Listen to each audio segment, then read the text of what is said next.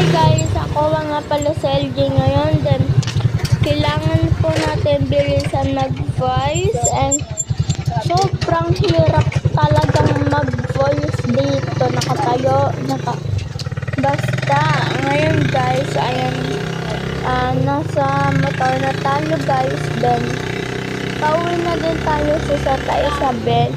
And, anong oras na rin po ako makakarating. Then, ayun guys. Ayan. Sorry guys, maingay sa kapitbahay namin kasi hindi pa matigil yung mga bunganga nila. So, hayaan nyo na lang po sila guys. Sobrang nabibisit na rin po ako din. Hindi po ako makapag-voice over ng sobrang 440 na nga pala nun guys. So, ayun lang guys. Hanggang din lang muna yung voice natin. Kasi maingay nga po sa kabila. Nakakapikon. Yeah. Yeah. Oo. Charot. So, ayun na nga guys. Sobrang hirap lalagay sa pusang kanal po. Opo. Charot. Siyempre walang pusang kalbo, no? Be.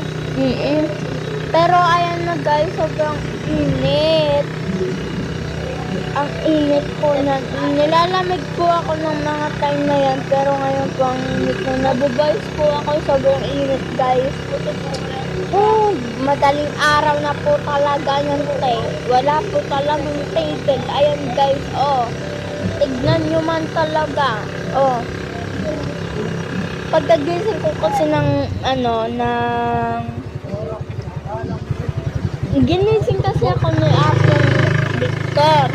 Then, ayun guys, nung ginising ako, hindi man ako magpapayos kasi nahihilo pa nga po ako kasi luta pa po ako nun. Apo, alam niyo na po.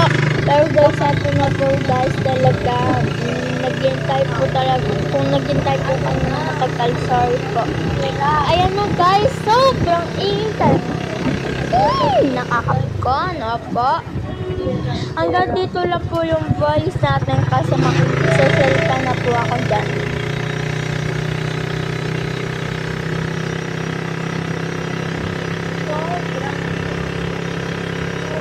Ayun guys, rinig nyo naman po, diba? Tunog ng motor ang naririnig nyo. Ha? Diba guys? Diba? Kita na guys.